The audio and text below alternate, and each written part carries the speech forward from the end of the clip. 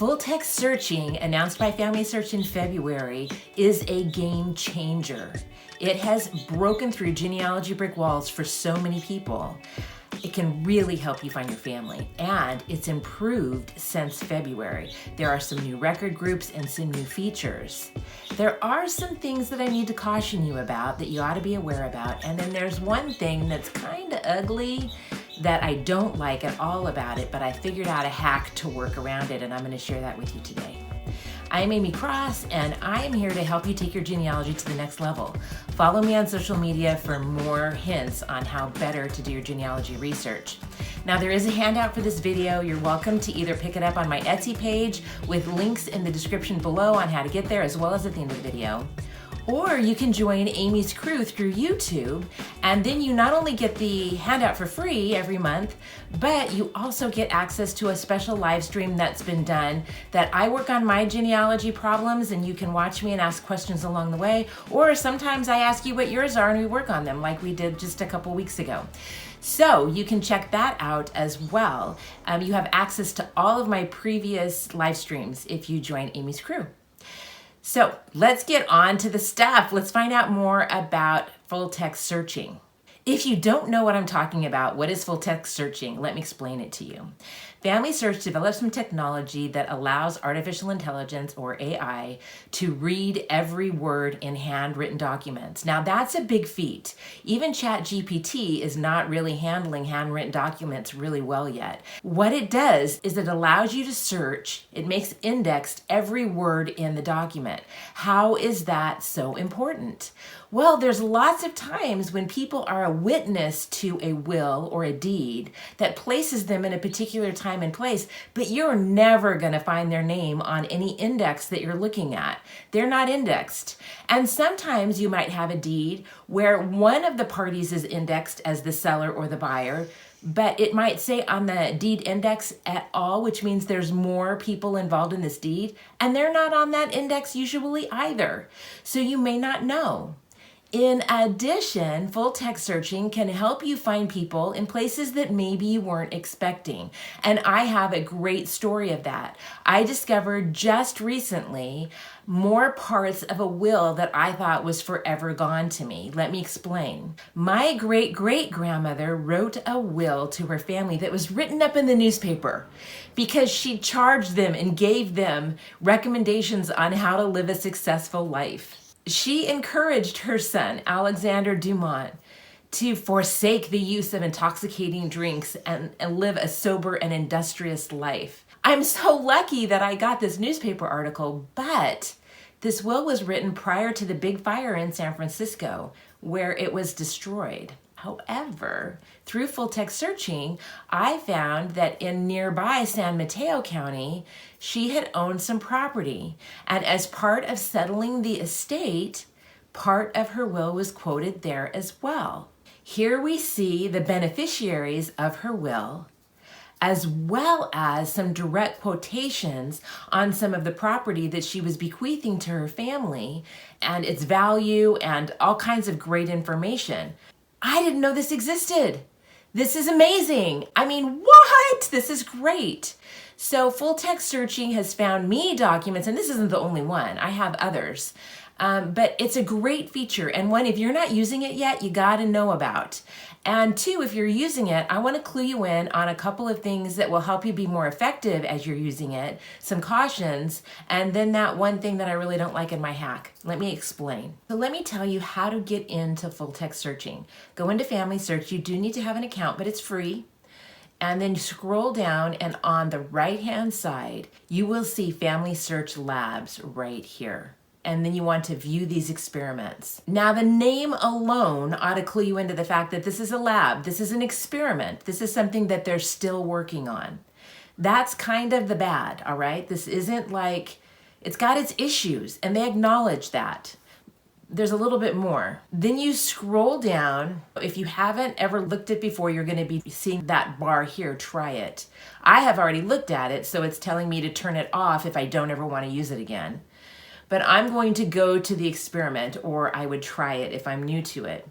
Now, this is the bad. Again, this is one of the things that they are warning you. This is an experimental lab product. It's not guaranteed to always be available, and you can encounter some errors and limited data.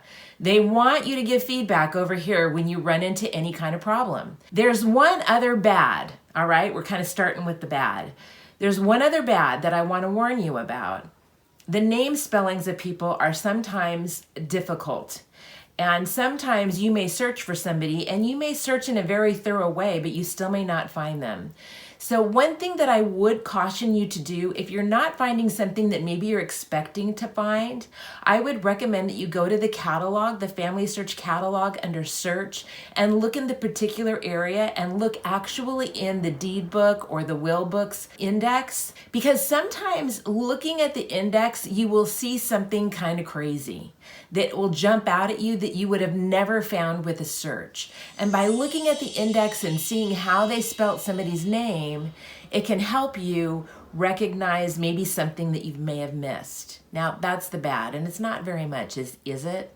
Let's talk about the good, all right? Let's talk about some of the things that have changed and some of the features of this program. Big changes. FamilySearch has been rolling this out slowly through the record sets that they have. It's not going to search everything that they have, only certain record groups. When they first let it out, it was only for U.S. land and probate records and Mexico notary records.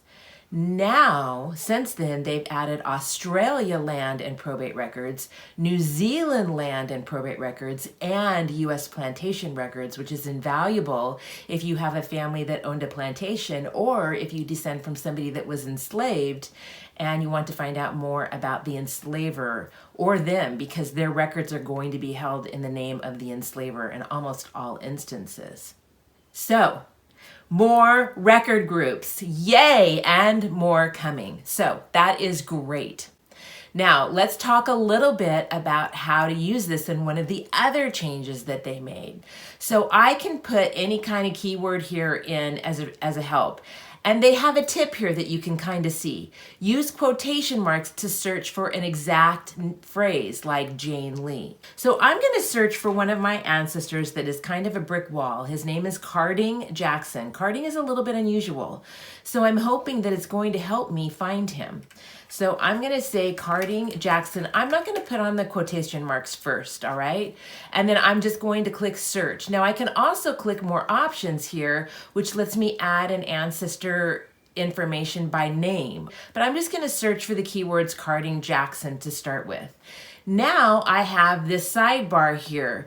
This sidebar was here before, but the search tips is new. And if you haven't seen it, this is another great addition. They walk you through it. Because I don't know about you, but sometimes I get into something like this and I kind of forget, how do I do this? And how do I use that Boolean thing that I heard about? And how is best to use this record group? And they kind of give you these tips right here as a reminder. To reduce the number of search results, use filters on this upper left-hand corner right here.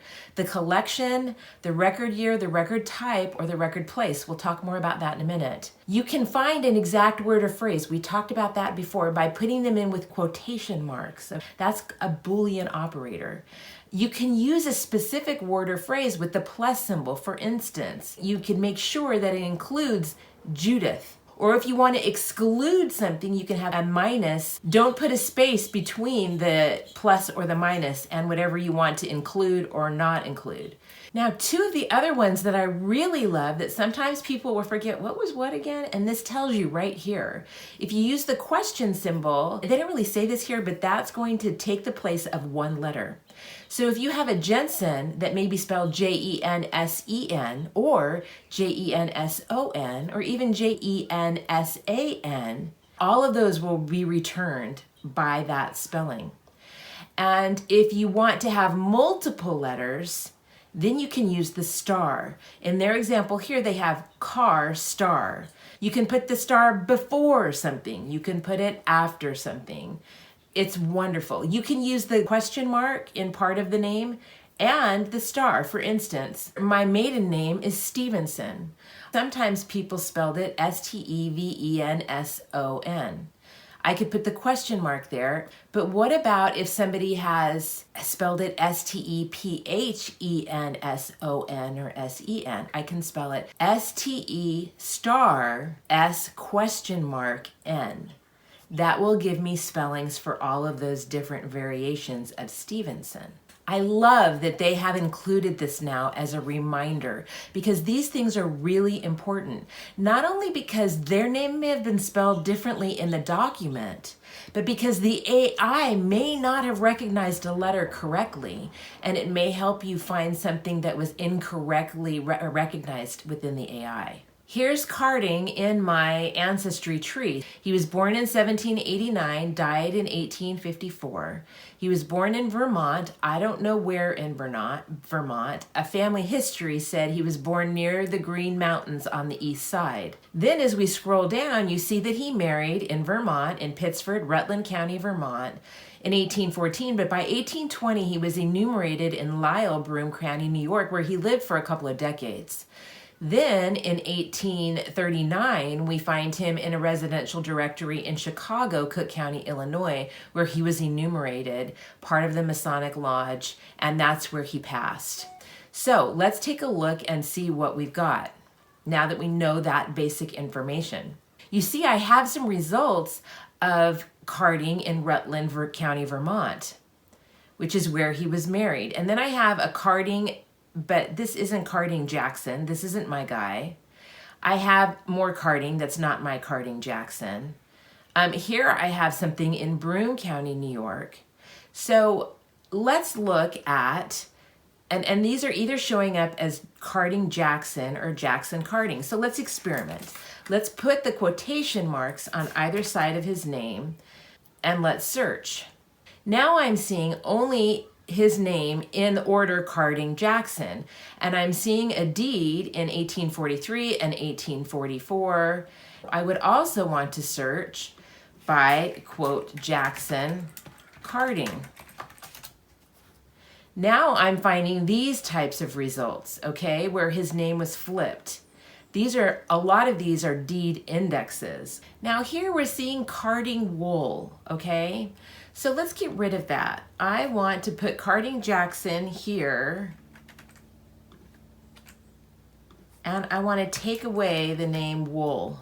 Now I'm not seeing the results for Carding wool. So now I'm back to just my general search of Carding Jackson, and I want to talk about some of these filters. Now, with the name in quotations, I only have 62 results, which is very doable. All right, so now let's look at if I filtered that by collection though. I may want to look at these other places too, because with my second great grandmother, I didn't even know she had anything happening in San Mateo County. She could have even been found in another state. So when you have a more unusual name, you might want to take the time and look at all of this. But today we're going to narrow it down.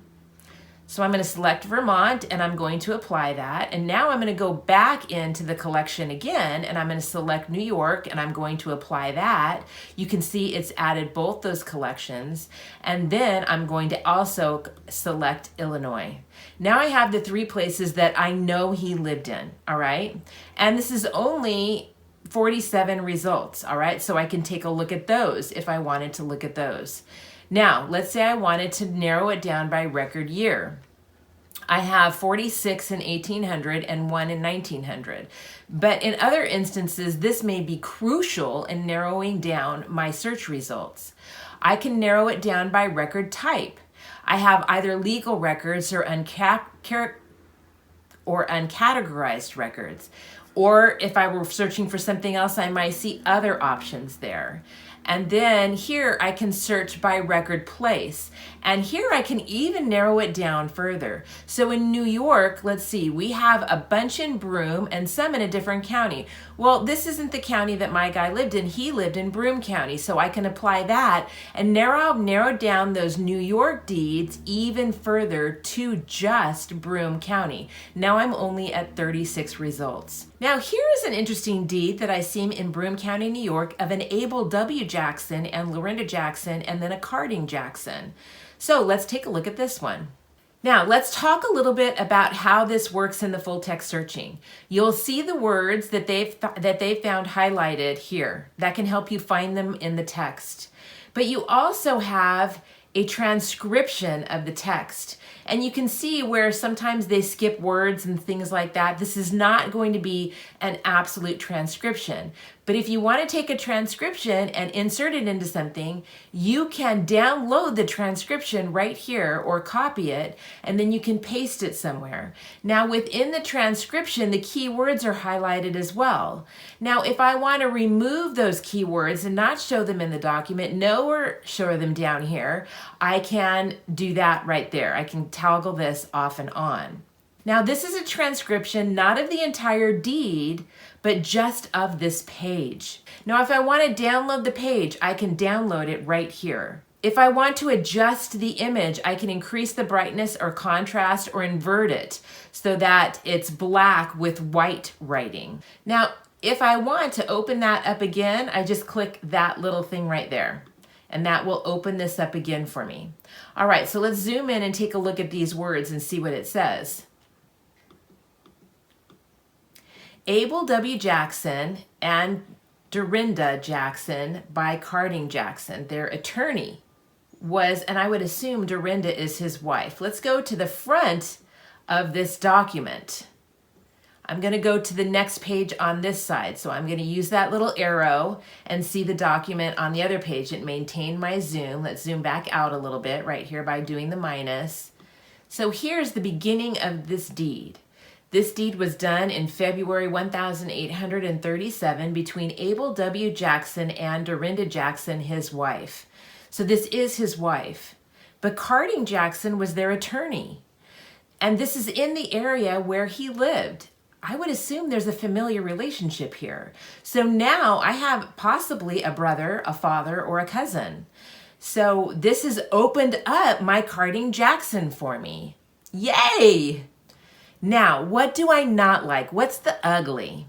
The ugly is finding the citation. And all that we have here is Broom Deeds 1836 to 1838.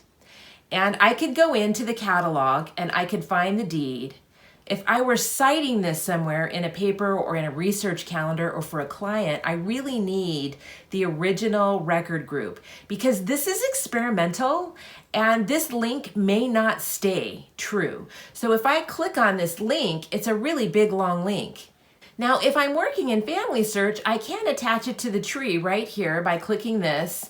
And then I put, just like I would attach any other record that I find. If I click on this and click on the indexing or the group data is kind of the same thing, it tells me that this is a Broome County record in the Broome County deeds. It gives me the collections, the catalog collection and the historical record collection, which I could click on. And then I go to the record group here like that, which is fine, but I'd really rather go straight to the image in the catalog if I'm clicking on the link. I can scroll down here a little bit further and they give you some research articles that may be helpful to you. But I don't have the details that I would really like.